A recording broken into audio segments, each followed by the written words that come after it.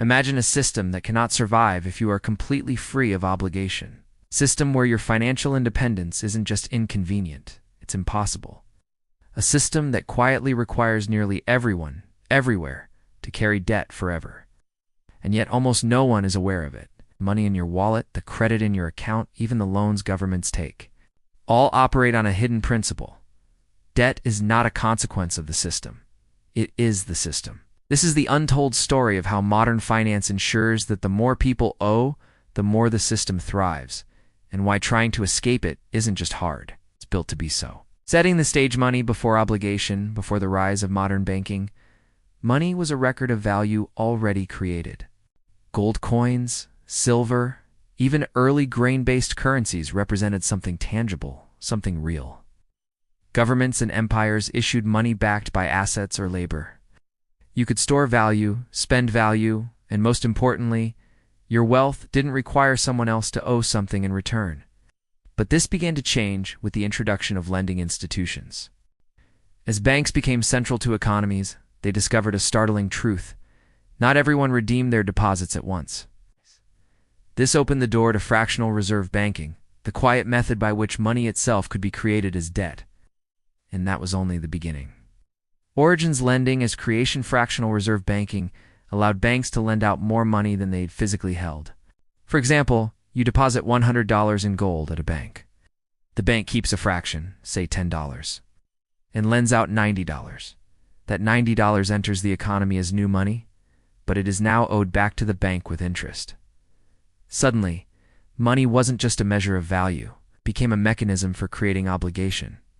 Interest made the system inherently expansionary. Every loan created a debt that exceeded the available money supply. Without continuous borrowing, the system couldn't sustain itself. This meant something most people don't realize. To keep money flowing, the system required you and everyone else to keep owing. RISE debt becomes essential as economies industrialized. Governments also adopted this debt-based system. Wars, infrastructure projects, and public services were increasingly funded not by taxation, but by borrowing. Governments issued bonds to banks, which lent the money into circulation. Citizens' wages, taxes, and savings were then tied into this cycle. Money circulated because debt circulated. Central banks, emerging as regulators of national credit, realized something extraordinary.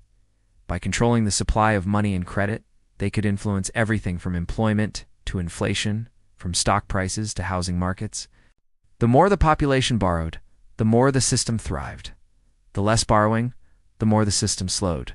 Economic growth became inseparable from borrowing. Breaking point, when repayment collided with reality by the mid-20th century, debt had become systemic. The gold standard was abandoned, and currencies became fiat, meaning they had no intrinsic value, no tangible backing. Money now existed because the state said it did, and because the system relied on continued lending. Global debt began to rise faster than global production. In 1970, the total debt was around $10 trillion. Today, it exceeds $300 trillion, 3 times the annual output of the global economy. And yet, the system can never be fully repaid. Paying off all debt would shrink the money supply, triggering deflation, collapsing markets, creating mass unemployment. This is why governments, banks, and even households are perpetually encouraged, often forced, to borrow more. Fallout: the invisible power shift debt is more than money owed. It is a tool of control. Whoever controls the issuance of money also controls interest rates, credit availability, and the financial incentives of the entire population. Housing markets rise and fall based on mortgage availability. Businesses expand or collapse based on credit access. Governments adjust policies according to borrowing costs in bond markets. Debt isn't just a financial metric. It is a mechanism of influence, shaping life choices, opportunity, and even social mobility. This invisible hand ensures that individuals and institutions are interconnected through obligations. No one can completely escape the system without facing consequences, and the consequences ripple outward, affecting everyone else. Failed fixes: the cycle of expansion time and again. Attempts to fix debt crises involve creating more debt. Quantitative easing after 2008. Trillions in new money injected into financial markets. COVID-19 stimulus. trillions borrowed globally to keep economies afloat. Interest rate adjustments, incentives to borrow more, because repaying slows growth. Keep borrowing, and debt grows faster than GDP. The deeper the system relies on debt, the more entrenched the cycle becomes. Modern parallels, repeating patterns. Look at today's global economy. Household debt in the U.S. alone exceeds $17 trillion. Global corporate debt is over $80 trillion. National debt surpasses $100 trillion, with interest payments consuming major portions of government budgets. And yet, borrowing continues to expand because contraction would destabilize the entire system. Patterns repeat.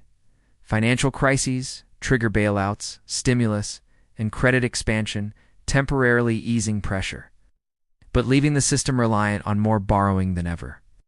Debt, it turns out, is not just a part of the economy. It is the economy.